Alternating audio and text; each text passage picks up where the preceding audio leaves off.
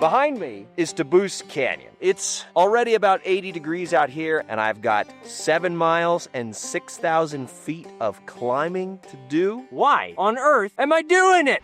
Greetings, my excellent friends. It's Josh Cripps here, and today I'm off for, hopefully, another excellent adventure. Behind me is Taboose Canyon, which rises an astounding 6,000 feet from here at the trailhead all the way up to Taboose Pass. It's a marvelously beautiful, deep, lovely Sierra Canyon. But because it is so low, it's also one of the warmest trailheads in the eastern Sierra. It's already about 80 degrees out here, and in another hour or so, it'll be pushing 90, 95. Woo! That is way too hot to be hiking in. I had wanted to start much earlier this morning to start hiking around dawn when it was still about 70 degrees. But I was waylaid, I tell you, waylaid by some beautiful clouds in the sky that hinted at the possibility of a fantastic sunrise. So I took a little detour to the Owens River, where I was treated to a monumentally beautiful light show and a surprising display of wildflowers carpeting the banks of the river. So I'm not unhappy about that choice to go take those photos this morning, but it is getting hot already, and I've got 7 miles and 6,000 feet of climbing to do, so let's get a move on.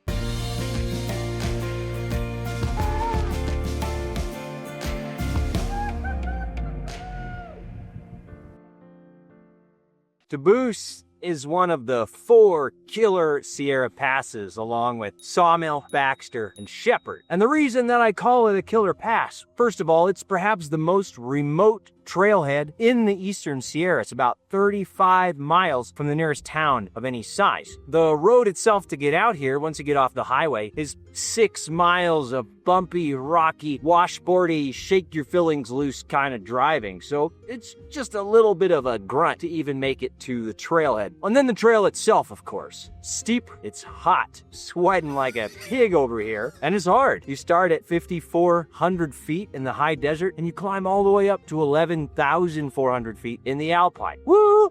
Doggy. So if it's so challenging, why on earth am I doing it? Why am I subjecting myself to the challenges of the Taboosenator? Why? What are you doing? Why are you here on the Taboosenator? And that, my friends, is because even though Taboose is a relatively tough hike, a tough pass, it is still arguably the easiest and quickest way to get to some of the most remote basins in that magical landscape, the Kings Canyon backcountry. You see, where I'm going on this trip is about 16 miles with almost 9,000 feet of climbing. So yeah, this will be a grunt. It'll be hard, hot, sweaty work. But at the end of the day, I'm going to be that much closer to my destination.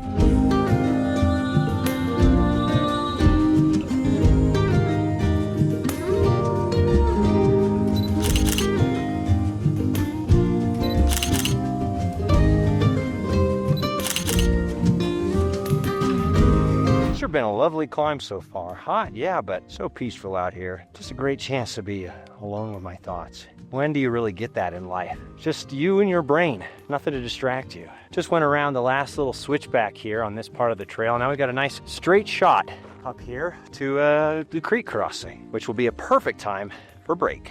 Now, a lot of people think that in order to do something like this, you have to get a lot of exercise and eat really healthy. Nah, all you really need, donuts.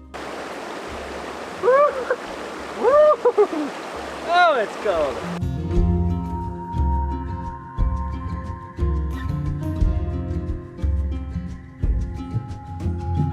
There's a climb up out of the sagebrush, higher into the alpine mixed conifers here. I can feel my energy level ramping up. This is just pure soul food for me. These huge peaks, these beautiful smelling firs and Jeffrey pines and the willows around the cascading creeks. This is what gives me life.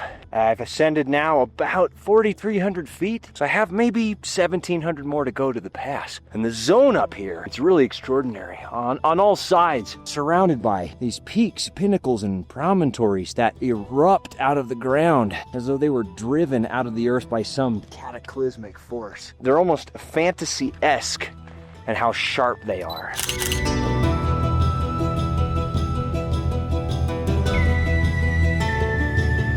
Now, earlier in the summer, I hiked up to this point just as a day hike, a little bit back there. But I've never gone any farther. So everything ahead of me is all brand new terrain, and that is exciting.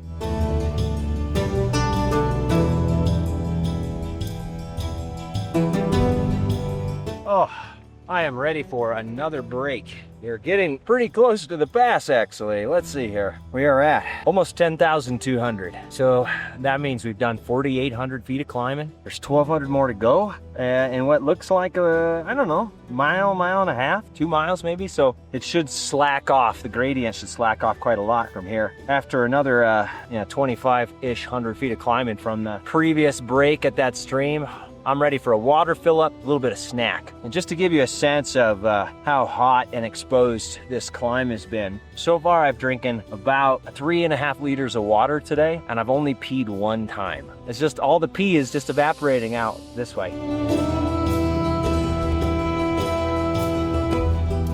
Quick weather update here. The clouds are building, and while it's not too ominous just yet, the potential for rain is certainly there, and overall that's a good thing. The reason that I left today and not tomorrow, not the next day, is because of the high chance of thunderstorm activity this afternoon. And overall, that's really exciting. I love photographing in these thunderstorms. However, it's never fun to get caught out in them, especially at a high point. So I don't want to dawdle too long. I want to get up and over this pass before any rain starts dropping. Okay, change of plans. I'm feeling pretty hungry and a little bit dehydrated, so instead of going all the way up to the pass for lunch, I'm gonna stop here at this absolutely beautiful lake. I mean, this lovely muck pond. I'm sure it was a beautiful lake earlier in the season, but there's a little bit of running water over here, so I'm gonna fuel up, recharge, I can get some more water, and just sit here and stare at this astoundingly beautiful pinnacle, and then bomb the pass. So today for lunch, I've got myself an everything bagel with oodles of salami and 2 thick slices of delicious pepper jack cheese. Oh my God, I don't care what it is. You could be eating a leather boot in the backcountry and it would taste unbelievable. Now the pass shoulder is just up ahead of me here, a couple 100 feet higher, and then up onto the pass plateau itself. I had to throw the old headphones in for this one. I mean, not only does listening to good music while you hike really pick your spirits up, but I find creates a bit of a separation between my mind and my body. You know that feeling when your ears are completely plugged and you feel disconnected from your physical self? Sometimes when I'm getting a little bit low on energy, I'll throw the headphones in, create that separation purposefully, just live in my head a little bit while my body marches its way up the pass.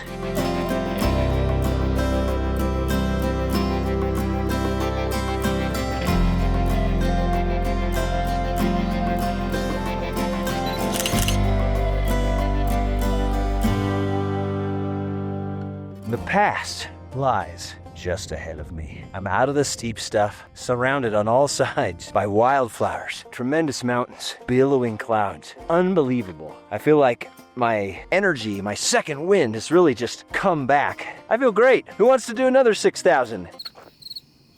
Nobody? Nobody? Oh well. Well, lottie frickin' doodle dings! Here we are. The old Tabuse Pass. 11352 fets above sea level. Ooh-wee! That is a way to spend the morning. No pets or weapons. Shoot, I totally forgot I have my weasel bazooka in my backpack. Back down we go. When I was down there earlier borping around a little bit, I dropped my Sawyer squeeze out of my side pocket of my backpack, and it developed a nice little leak. There's nothing nice about it, I tell you. Luckily, past Josh was smart enough to throw this tenacious tape into his backpack. So now me, present Josh, can use it to fix this Sawyer squeeze. Well, the dark clouds are moving in all around me, which means it's time for me to be moving out. Down we go. I'll point out a few things, and then I'm going to look for a campsite, because I think we're pretty much done for the day. Let me talk you through what we're looking at here. That great, big, beautiful triangle out there, that's called Arrow Peak. And down below it is Bench Lake, which is a famous area. That's where Randy Morganson was stationed during his tenure as a Kings Canyon wilderness ranger. Then, as we go around the corner here, we've got this giganormous canyon.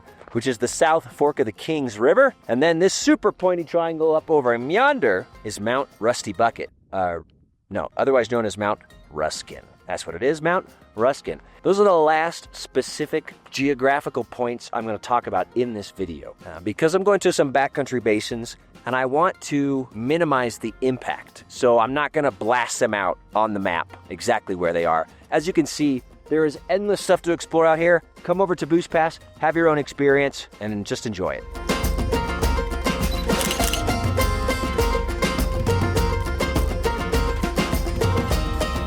Okay, I think we'll just camp right here in the middle of this meadow, right? No, come on, weren't you guys paying attention? Never camp on a meadow. Ever, never, never, ever.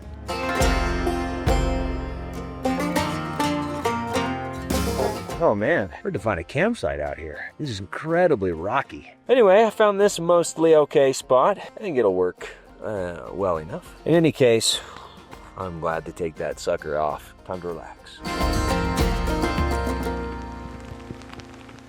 Absolutely perfect timing, as it's just gone from sprinkle to rain. And if you've never taken a nap inside of a tent in a rainstorm in the backcountry, you haven't lived.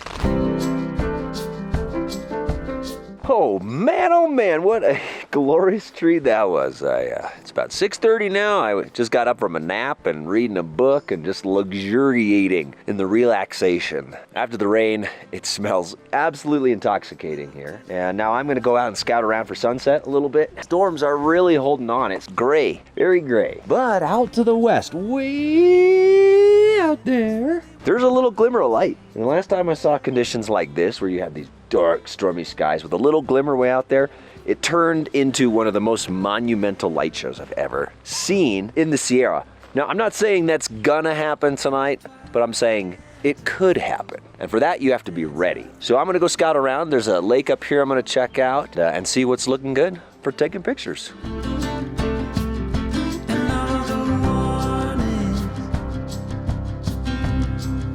All right, yes. Okay, check this out. You'll see what I'm talking about. Right here, look at the way the clouds are breaking up, and there's that real bright underlighting. That means that the Central Valley is totally clear. So once the sun drops down and gets under that layer of clouds, in other words, when this baby hits 88 miles per hour, you're gonna see some serious sparks.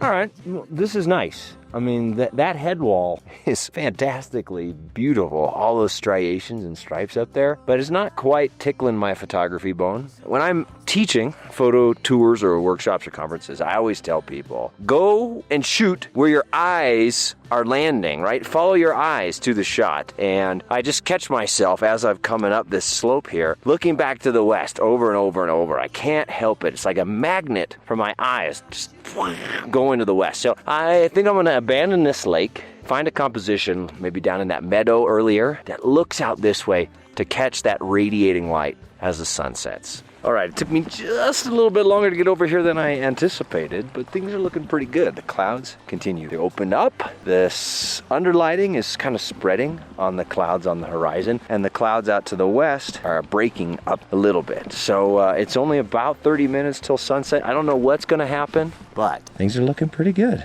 But I have to say, the best thing about being in this marshy, meadowy area right now is how much it smells like methane. Just getting me excited for dinner. Woo!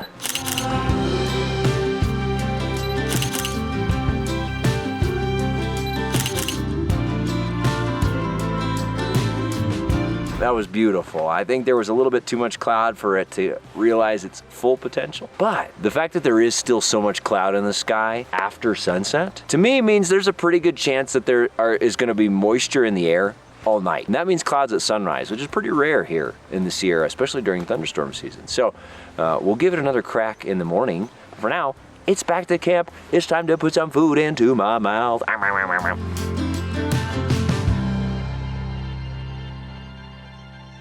Well, that was a good day, but a full one. And after that roughly 1,200 calorie dinner and schlepping my backpack up 6,000 feet of hot trail and then probably another 1,000 feet of roaming around taking pictures, I'm pretty pooped. So it is off to bed.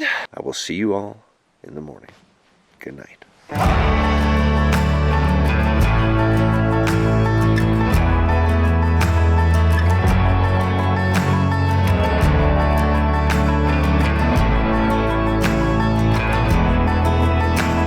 I've arrived down here at the South Fork of the Kings River. This is where the off-trail adventure begins.